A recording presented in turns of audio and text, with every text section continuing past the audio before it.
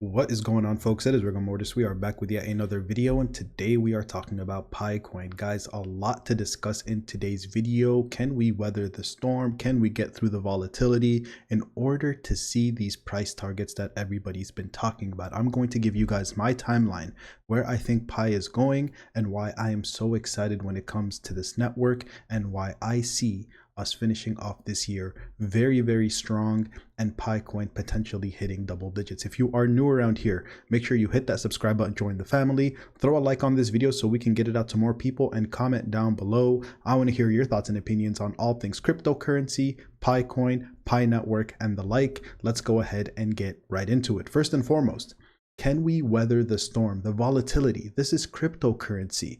A lot of people see this type of price action and they get scared. I embrace it. I come on, I make these videos because I don't care if we're moving up, down, sideways, or in circles.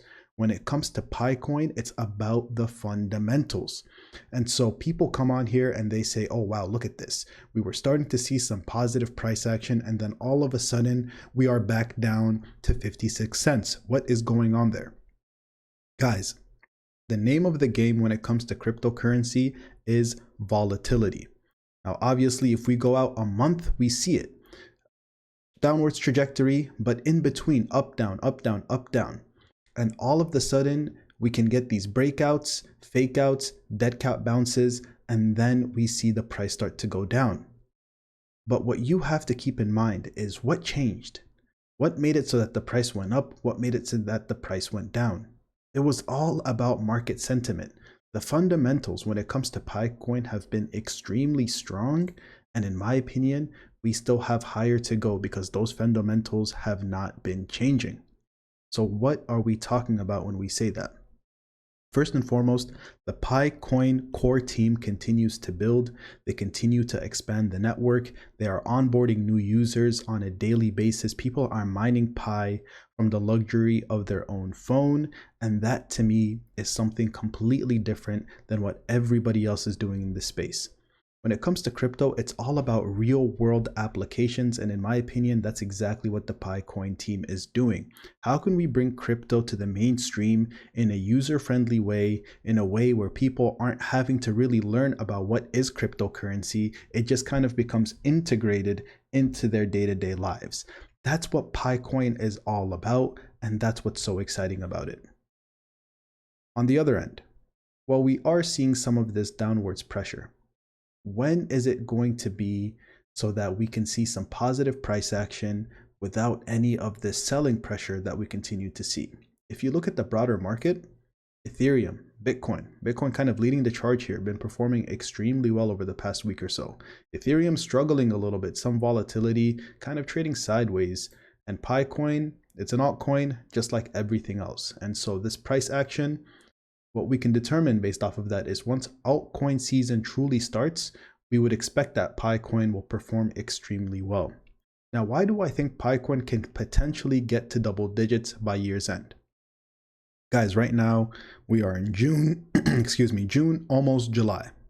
So we're getting very close.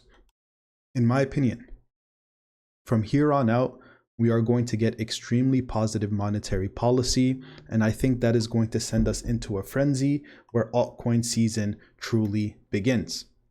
On top of that, the exchange listings.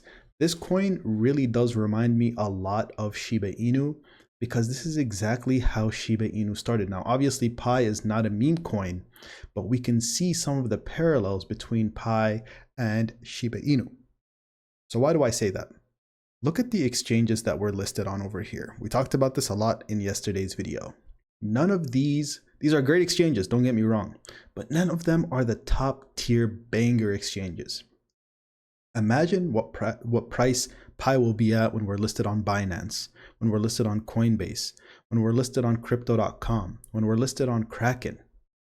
These are the types of things that bring a ton of volume, a ton of mainstream attention, and that's the type of thing that really does inflate price. And I say that because once we're listed on those exchanges, it's not just going to be about people buying because we're listed on those exchanges, but then it's going to be, well, why is Pi listed on those exchanges? What does this coin really do? and then we'll start being talked about in the mainstream. People aren't talking about Pi like they're talking about some of these other cryptocurrencies that are in the top 25. We are amongst some of the best cryptocurrencies. We're right below Uniswap. I mean, like, seriously, think about that. In terms of ranking, in terms of market cap, we are right below Uniswap. That to me is absolutely incredible. If you asked any type of cryptocurrency enthusiast if they know about Uniswap, I would say 80–90% of people that are actually doing things on chain will know about Uniswap. I bet you not even half of those people would know what PiCoin is. And I think that's a good thing. I think that's why our growth potential is tremendous.